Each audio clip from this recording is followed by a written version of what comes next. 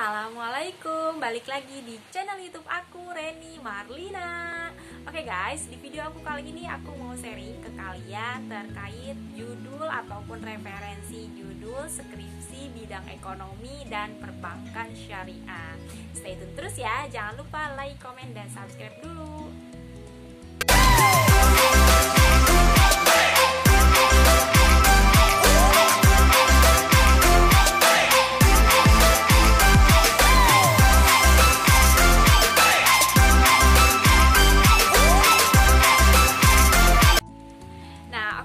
Jadi di video aku kali ini aku mau sharing ke kalian terkait referensi ataupun inspirasi lah ya. Inspirasi buat kalian yang lagi bingung judul skripsi apa sih judulnya. Sebenarnya ya kalau saran aku, kalau kalian mengerjain skripsi, ngerjain tugas akhir atau ngerjain apapun lah ya jenis tulisan karya ilmiah lainnya, itu jangan terpaku ke judul gitu. Yang hal utama itu jangan terpaku ke judul, tapi buatlah sebuah masalah gitu loh ya. Kalian cari objek, kemudian kalian nantinya dari masalah tersebut akan timbullah judul. Itu saran aku ya yang paling penting gitu ya dalam kalian mengerjakan skripsi ataupun tugas akhir khususnya. Tapi di video kali ini aku mau sharing aja ke kalian beberapa judul terkait ekonomi dan perbankan syariah. Ini based on history juga ya, aku cari-cari juga, semoga bisa bermanfaat ataupun buat kalian yang masih bingung gimana cara menentukan judul. Tapi aku udah saranin kalian supaya kalian cari masalah terlebih dahulu. Semoga dari judul ini kalian nanti akan menemukan judul masalahnya ya. Tapi alhamdulillah kalau misalkan teman-teman sudah menemukan masalah, kemudian teman-teman buat dari judul. Nah, berbicara dengan ekonomi Islam ya, berbicara ekonomi Islam ataupun perbankan syariah ataupun keuangan syariah itu sangat amatlah luas ya. Banyak sekali aspek-aspek yang bisa kita kaji atau yang bisa kita teliti gitu, khususnya dalam mengerjakan skripsi ataupun tugas akhir. Baik itu dari sisi akadnya, baik itu dari sisi keuangan perbankannya, lembaganya, baik itu dari sisi keuangan yang non banknya gitu, baik itu dari sisi manajemen syariahnya, baik itu dari sisi etikanya, SDM-nya, bisnisnya gitu.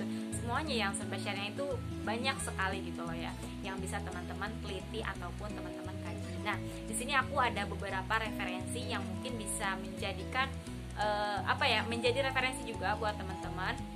Nah, di sini aku mau sharing yang pertama itu terkait akad ya. Akad nih biasanya banyak nih teman-teman yang suka dengan dunia fikih, misalkan dunia fikih lagi maksudnya ya maksudnya yang senang dengan fikih ataupun minatnya di fikih, misalkan di akad. Dari sisi akadnya itu bagus banget. Misalkan nih aku kasih contoh satu ya, analisis pengaruh akad pembiayaan murabahah di perbankan jangan di perbankan ya, di akan pembiayaan kan bisa di perkreditan ya, di BPRS misalkan, BPRS A misalkan di kota mana gitu. Nah itu simpelnya ya kalau misalkan kalian mau meneliti dari sisi bidang akad ataupun dari sisi transaksinya. Nah itu yang pertama. Kemudian yang kedua, kalau misalkan teman-teman mau meneliti lagi di bidang keuangan lembaga mikro misalkan, ini gampang banget teman-teman. Misalkan contohnya analisis pengaruh lembaga keuangan mikro syariah terhadap UMKM yang ada di kota mana gitu. Biasanya kalau misalkan objeknya sempit gitu ya, maksudnya bukan sempit ya, hanya di kota A gitu, kecamatan lah minimalnya kecamatan, supaya teman-teman nantinya nggak pusing gitu ya dalam mengolah datanya. Misalkan di UMKM di kecamatan A gitu, misalkan kecamatan apa gitu, jadi tingkatnya kecamatan. Nah itu contohnya. LKMS itu lembaga keuangan mikro syariah ya, misalkan nih kayak BMT.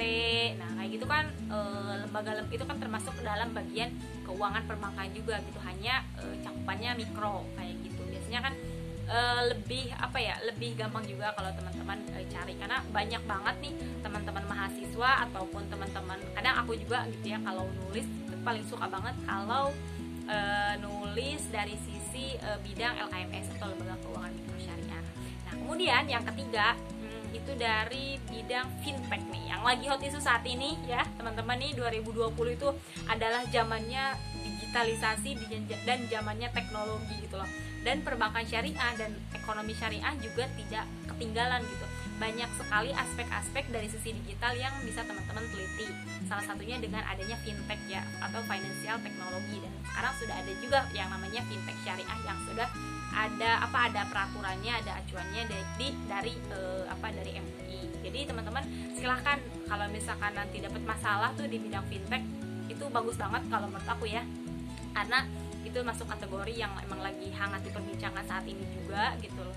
Jadi insya Allah gitu teman-teman juga dalam mencari data insya Allah lebih dimudahkan kayak gitu. Misalkan nih contohnya, kalau aku dulu paper aku itu judulnya pola pengembangan lupa lagi deh aku juga ya, udah berapa tahun, padahal baru setahun 2 tahun lebih ya. Pola pengembangan linkage program itu berbasis financial teknologi. Jadi di situ di linkage yang aku maksud itu aku memasukkan itu, tapi jenisnya bukan skripsi ya, jenisnya itu paper.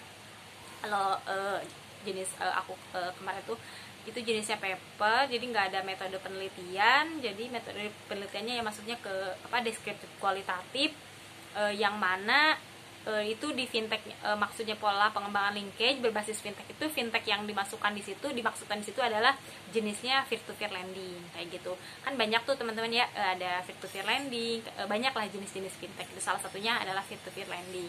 Nih misalkan aku kasih contoh lagi, misalkan analisis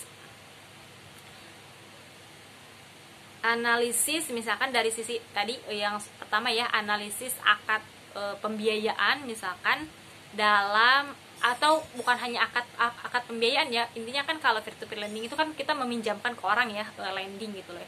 Misalkan analisis akad pembiayaan dalam skema peer-to-peer lending di fintech, misalkan di fintech apa gitu kan, banyak tuh e-commerce yang saat ini gitu loh yang ada di Indonesia. Nah teman-teman bisa tuh kaji, contohnya salah satunya itu peer-to-peer lending termasuk yang banyak dikaji juga atau banyak diteliti juga oleh orang-orang ya gitu. Setahu aku kalau misalkan melihat di internet gitu ya, di jurnal, di Scholar, itu peer-to-peer lending kayaknya yang banyak penelitiannya gitu, kayaknya udah banyak juga. Jadi teman-teman bisa tinggal mengembangkannya aja kayak gitu. Kemudian yang keberapa tadi? 3, 4 ya. Sekarang keempat.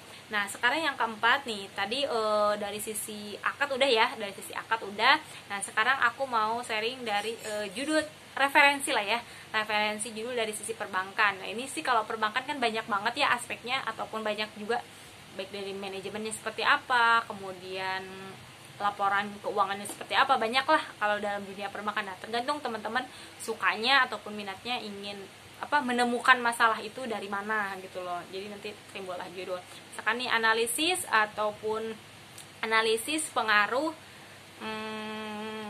analisis pengaruh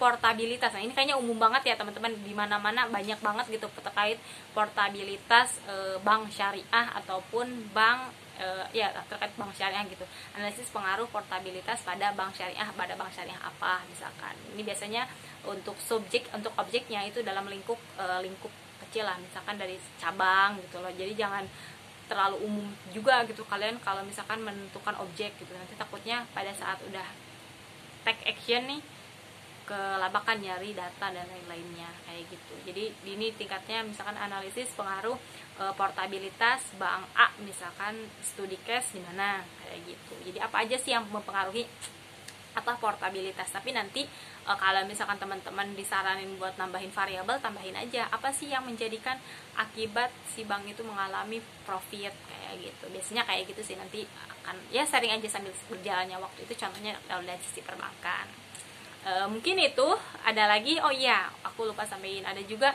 Jadi kalau ekonomi Islam, perbankan syariah ataupun ekonomi syariah ya, bukan hanya dari sisi tadi keuangan udah, LKMS udah, kemudian dari sisi akadnya udah. Nah sedang ada juga gitu bidang-bidang ekonomi Islam lainnya, misalkan dari sisi tadi lembaga keuangan misko juga dari sisi zakat, misalkan wakaf, itu tema-tema yang sangat menarik gitu kalau teman-teman kaji atau teman-teman cari problemnya di tema tersebut. Misalkan nih kalau dari sisi zakat, misalkan analisis pengaruh penyaluran zakat dalam bentuk, kan sekarang banyak ini ya beasiswa pendidikan ya. Jadi lembaga zakat mengeluarkan beasiswa pendidikan nih dalam meningkatkan kesejahteraan umat, atau dalam meningkatkan kesejahteraan gitu loh, atau dalam meningkatkan kualitas pendidikan. Jadi lembaga zakat menyalurkan beasiswa pendidikan, kemudian untuk apa tuh disalurkan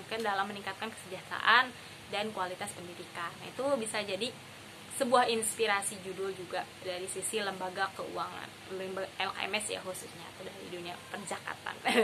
Kayak gitu mungkin teman-teman yang dapat aku sharingkan, semoga bermanfaat. Assalamualaikum warahmatullahi wabarakatuh. Bye bye.